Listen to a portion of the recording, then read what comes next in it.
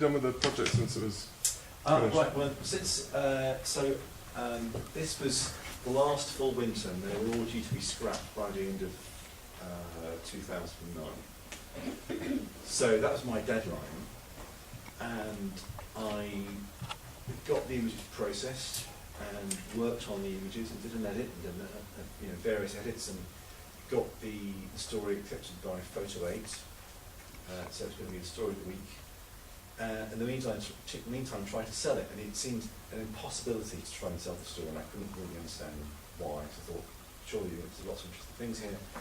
But what I hadn't really thought about was the fact that it was a bit time specific.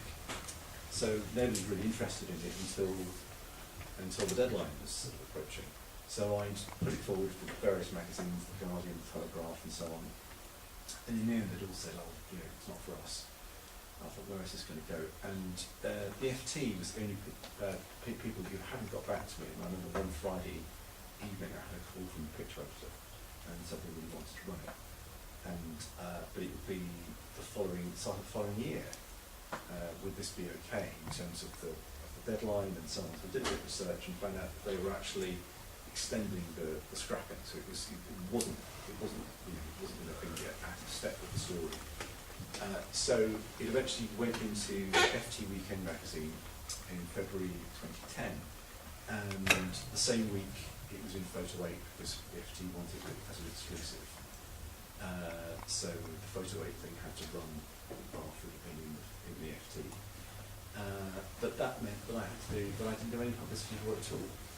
And it was quite extraordinary. I got calls from all over the place. So it sold in Japan, Norway, Turkey, Russia, Spain, Switzerland. What else? Okay. But it did really well, and then I've shown it various places. It's been shown at the Royal Academy. So it's taken on a life of its own, really. And I mean, from that larger edit, there's probably about another 5 more pictures I could have included, but in a way, I feel they're kind of slightly fallen by the wayside.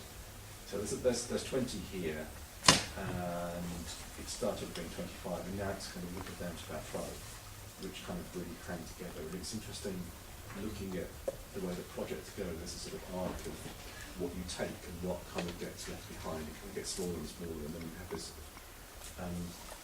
set of work which seems to hang as a set, works as a kind of cohesive whole. And I think that's like looking at the set that's downstairs.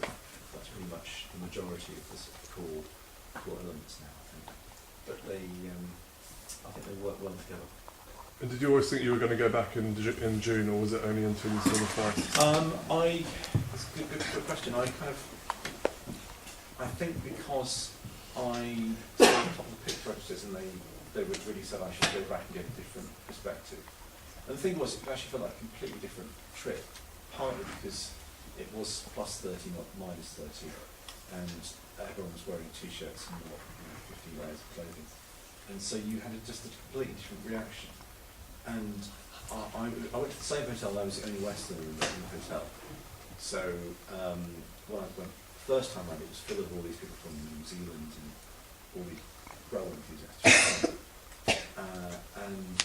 But of course they don't come during the summer because it's not cold. And the reason why they come when it's cold is because you get these amazing steam effects. So that's the reason why they were there. So I was the only person there, and I kind of became a bit of a kind of it was a bit of an odd trip in many ways because it became something slightly different. One thing I really wanted to find out was if you're 18 in this town, what on earth do you do on a Saturday night? So we went to this nightclub, which was really odd, and it was a sort of the floor of the club, which has it was just made out of sheets of glass, held in a kind of a welded tray on truck springs. It was just really bizarre. It felt like a very lonely kind of nightclub, but it was full of people's families, and so they had toddlers and grandmothers in this place with kind of Russian dance music that nobody knew.